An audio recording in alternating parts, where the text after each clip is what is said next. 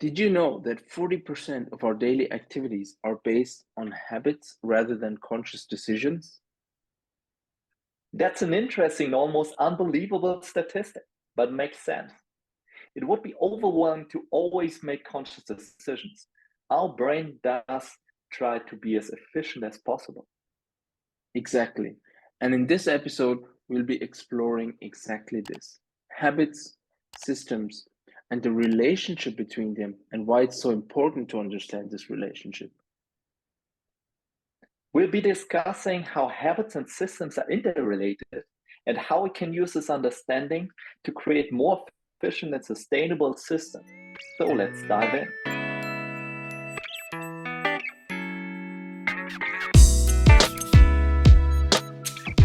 Hello, dear listeners, and welcome to the Regenerable podcast, your weekly dose of knowledge and inspiration for creating a better you and a better world through regenerative practices. My name is Ani. And my name is Joschka. Let's dive into today's topic, habits and systems. Habits are routines or patterns and behavior that are repeated regularly and tend to occur subconsciously. Systems, on the other hand, are interconnected sets of elements or components that work together to achieve a common goal or purpose. Exactly. And in this episode, we're going to explore how habits and systems are interrelated and how we can use the understanding of habits, systems, and this relationship to create more effective and sustainable systems. That's right. By understanding the relationship between habits and systems, we can make intentional choices about our behavior and design systems that support our goals and values. And it's important to note that small changes in our habits and systems can have a big impact over time. Absolutely. So let's get started by diving into the key concepts of the episode. So, we just talked about how habits and systems are interrelated, but let's take a deeper dive into each of these concepts. Sure, let's start with habits. Habits are processes, behaviors, and thought patterns that occur frequently enough for the brain to start automating them to save energy. Habits essentially consist of four components: a cue, a craving, a response, and a reward. The cue triggers the habits. The craving is the motivational force that then compels us to do the behavior. The response is that behavior that follows, and the reward is the outcome that either reinforces or punishes the behavior. Right. And it's important to understand the habit loop because it helps us identify which cues are triggering our unwanted habits and how we can replace the routine with a more positive behavior that still satisfies the same cue. Absolutely. Another important factor to consider is the power of our environment. Our environment is full of objects with which we have relationships, and these relationships are the cues that can either support or hinder our habits. For example, if you have unhealthy snacks in your kitchen, you're more likely to snack on them than if you keep healthier options on hand. So essentially, our behavior and our environment affects our habits, and our habits make up our system. And our system influence and force our habits, and together they become a lifestyle. So, knowing this, a transformation of our lifestyle then gets broken down to understanding and changing our habits and systems. And if we can change our behavior, we can then change, we can influence our habits. Our habits influence our systems, and our system then becomes our lifestyle. That's a good point. And when it comes to systems, clear goals and communication are key. Effective systems have well-defined roles and responsibilities, and everyone involved understands the goals and how their work fits into the larger system. Moreover, the design of a system can have a big impact on the outcome because the design of the system itself influences which habits are encouraged and which habits are discouraged. Exactly. Efficient communication is also crucial for a system to work effectively. When everyone's on the same page, they can work together more efficiently and effectively. So now that we have a basic understanding about how systems and habits are interrelated, let's take a closer look at actually using this knowledge to create a positive change in our lives. So, what are some practical tips? Well, let's start with some habit formation tips. One effective way to form a new habit is to start small. Instead of trying to overhaul your entire routine at once, try focusing on one small habit at a time.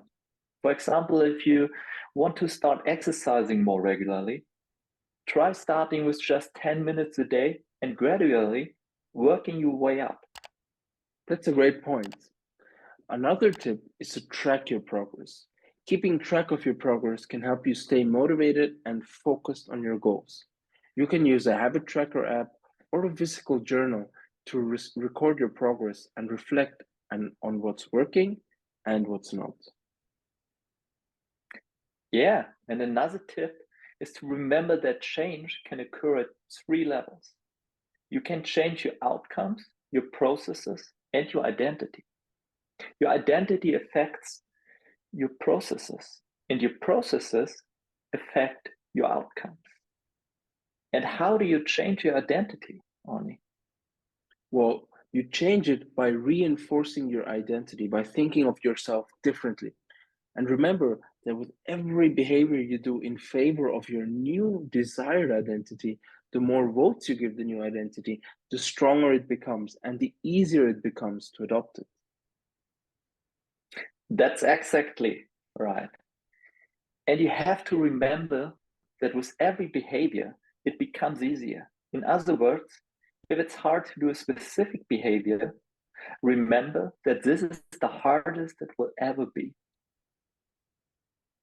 And now let us take a look at systems. When it comes to creating effective systems, it's important to involve others in the process. It's important to have all the input of those involved to ensure that the system meets everyone's needs and is also accepted by everyone.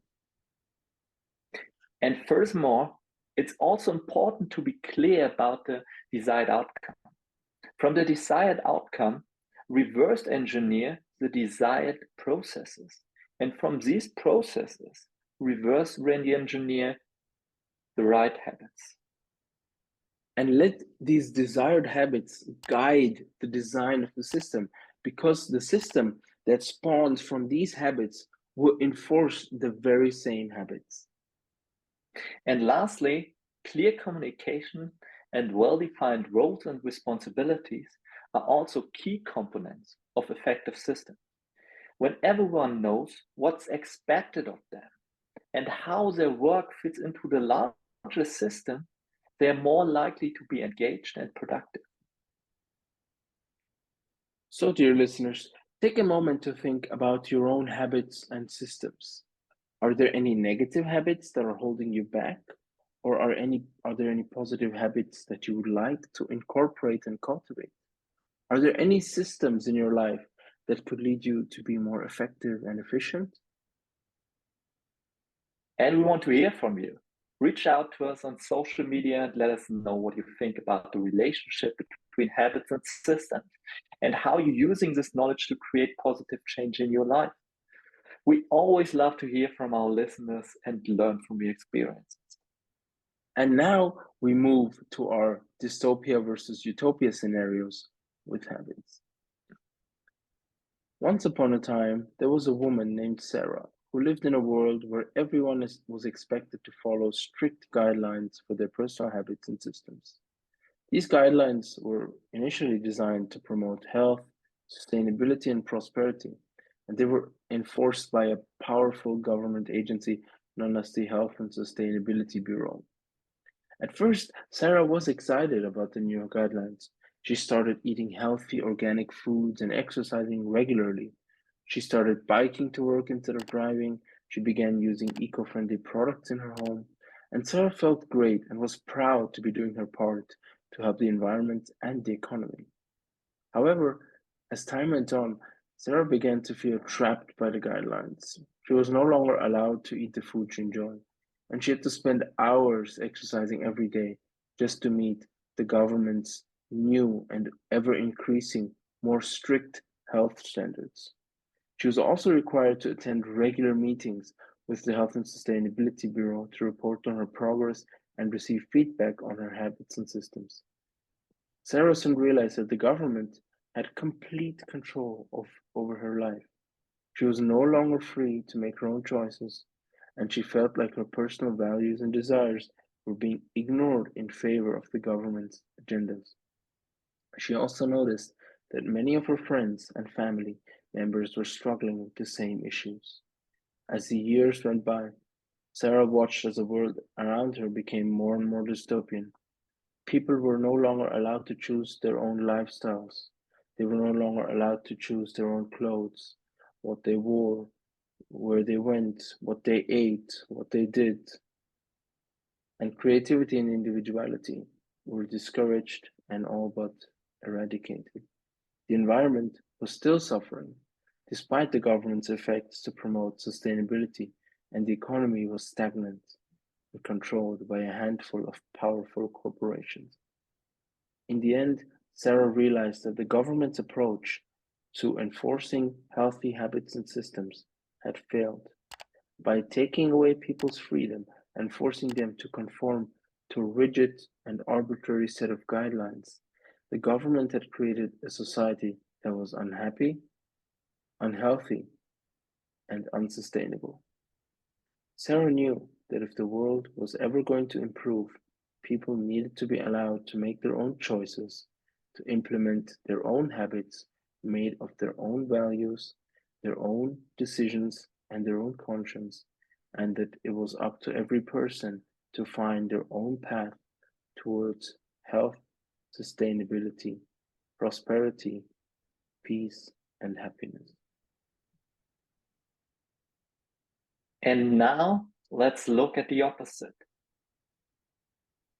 So once upon a time, there was a person named Jane who lived in a small town. One day, Jane decided to take control of her life and implement good habits and systems that would not only benefit her, but also her society, ecologically, and economy in the long run. Jane began by focusing on her personal health and well-being. She started eating healthy, organic foods and made sure to exercise every day. She also started meditating, which helped her to reduce stress and improve her mental health. As Jane continued to prioritize her health, she realized that she was also contributing to the health of her community. She started supporting local farmers by buying their products, and she also started volunteering at the local community center to help others learn about healthy habits. Jane then turned her attention to the environment. She began using eco-friendly products and reducing her carbon footprint by biking or walking instead of driving. She also started a recycling program in her community and encouraged others to participate. Through her efforts, Jane noticed a positive impact on the economy. By supporting local farmers and businesses, she was able to boost the local economy and create jobs. She also saved money by using eco-friendly products and reducing her energy consumption. As time went on, Jane's habits and systems became contagious. Her friends and family started adopting similar practices, and soon the entire community was on board. The town became known for its healthy, eco-friendly lifestyle and attracted visitors from all over the world. Years went by and Jane realized that her small town had become a utopia. People were living longer, healthier lives, the environment was thriving, and the local economy was prosperous. All of this was possible because of her habits and systems that Jane had implemented so many years ago. In the end, Jane realized that the power to create a better world was in her hands. By taking small steps towards a healthier, more sustainable lifestyle, she was able to create a utopia for herself, her community, and the world at large. So, to summarize what we've talked about today, we explored the relationship between habits and systems and how they're interconnected. We discussed the habit loop and the importance of our environment that shape our habits. We also emphasized the importance of clear goals and communication in creating effective systems. And don't forget the practical tips we shared, like starting small with habit formation, involving others in the creation of systems, and tracking your progress. Absolutely. And we want to challenge you, dear listeners, to reflect on your own habits and systems. What is one single small change you can make today that will create a ripple effect and create a positive impact on your life, the life of your family, your friends, your partners, and your entire community? And we would love to hear from you. Reach out to us on social media and let us know how you're using this knowledge to create positive change in your life. We hope that you found this little discussion informative and insightful, and that it inspired you to make positive changes in your own life. Remember, by adopting good habits and systems, we can all create a brighter future for ourselves, our communities, the world around us, and the world itself. If you enjoyed this episode, please subscribe to our podcast and let us a review. You can find us on social media or send us an email. Thank you again for listening and stay tuned for the next episode on People and Culture. Goodbye. Bye.